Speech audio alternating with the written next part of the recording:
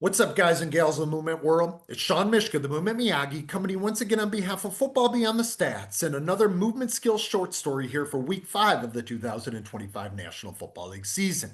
And on this play here today, between the Kansas City Chiefs and Jacksonville Jaguars on Monday Night Football, shows us exactly why we, as football coaches, skill acquisition specialists, and other football support staff, need to go out of our way to recreate certain scenarios that could play out.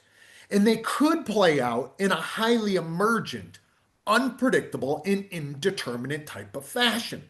That it's up to us, when I say recreate, I don't mean exactly imitate or emulate what had happened, but instead to manipulate constraints around what could happen so players can become more open and responsive to a rich landscape of affordances, aka a rich landscape of potential opportunities to act.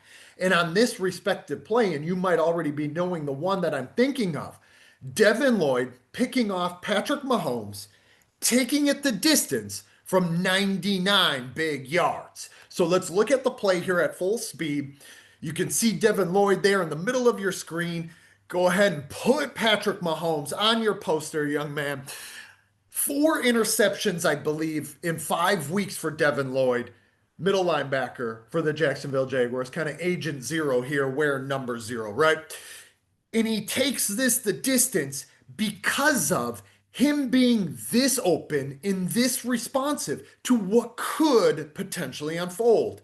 He's not necessarily predicting or anticipating necessarily, but instead, what he is doing is becoming highly attuned and adaptable, not only to creating a turnover, but more importantly, that when that turnover is created, doing something magical with it, turning the tides on this Monday Night Football game here late in the third quarter, immediately going on the offensive. And in our new book, Enhancing Skill in American Football, right there, myself, Tyler Yearby, Rob Gray, if you haven't seen it, go pick it up.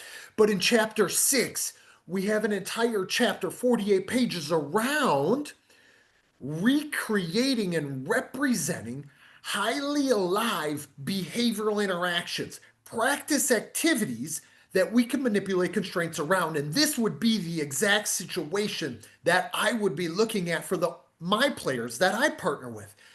We see all the time that in this type of scenario and situation, guys and gals, the offensive players have zero desire to want to go tackle and bring down a defensive player who's now gone on the offensive. And we talk a lot in the book about defensive players being in this mindset of going on the defensive. And I talk a lot about that to the players I partner with as well. Ready to break a game open and change the entire landscape of the game when this situation happens. You can see it right off the bat. One player is more equipped to making a play, and other players are not. We see 2 stars for the Kansas City Chiefs not really ready to be able to do that. Number 87, one of my former mover of the year, 2022 mover of the year, Travis Kelce, not able to make a tackle. Then we see Devin Lloyd here on the offensive in the open field in a 1v1 interaction with all-world quarterback Patrick Mahomes. Whoop! Not going to happen, right? So we look at this scenario and situation in particular, easy ways for us to set up alive movement problems for our offensive and defensive players to go make a play. Let's just think if we were to go, let's say we're having this dude enter the workspace, this defensive player entering the workspace, a let's call it about a 5 yard width of window by a 10 yard length, and that can change anywhere from probably that type of tunnel, 5 yard width by 10 yard length, to about a 10 by 10 or maybe even a 10 by 15. So 10 yards wide, 15 yards long. And I would change this repetition without repetition.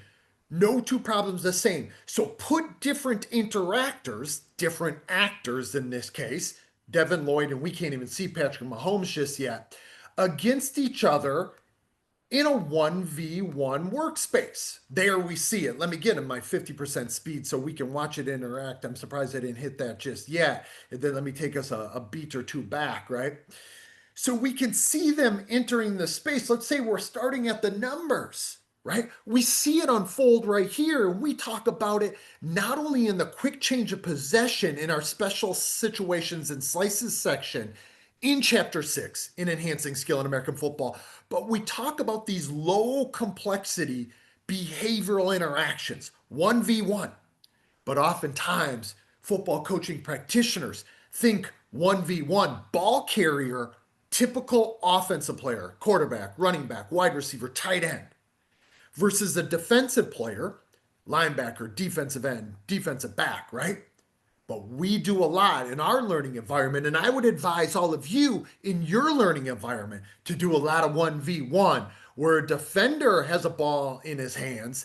He has to become very adjustable and adaptable around having the ball in his hands and putting someone on his poster, flipping the script here, going on the offensive. We see Patrick Mahomes. Actually, I didn't want to double line there. Let me clear that. We see Patrick Mahomes not really understanding the angle that he needs to take, where he can give an opening to Devin Lloyd here, who seems very comfortable, very open, very responsive in space in a 1v1 interaction. And this interaction makes all the difference in the world, because a quarterback, after just turning the ball over, needs to immediately flip the script and go on the defensive, where the offensive player is doing the exact opposite. We need to get both players more attuned and more adaptable around what could potentially unfold here. So even though it is your all-world, all-franchise quarterback, doesn't necessarily mean that we don't want him learning how to make a tackle in space, learning how to become more attuned and adjustable and adaptable to the angles he needs to employ, the posture and kinematic characteristics of a potential opponent in space, or relative velocity values, what space is afforded to the left and to the right, and what's happening behind. I believe whether it's a punter and a kicker who typically doesn't have to tackle a player in space, or a quarterback or a running back or a wide receiver, we see all the Kansas City Chiefs not necessarily being overly skillful in carrying this out. And again, this makes all the difference in the world in the situation like this, which flips a game completely on its head, where it's tie game 14-14 late in the third quarter. But now all of a sudden, the roles are reversed. The Kansas City Chiefs became back on their heels because Devin Lloyd was skillfully intentional as well as attuned and adaptable around when a ball gets in his hands, he is going to pay dirt. So hopefully that makes some sense. If it does, hit a thumbs up, give me a comment in the section below, share it with your people. These movement skills short stories are kind of fun ride to go on. I hope you guys join me for the next one. This has been Sean Mishka, the Movement Miyagi for Football Beyond the Stats, and another movement skill short story. I hope you're able to take something highly practical from it, and you keep joining me here at Football Beyond the Stats.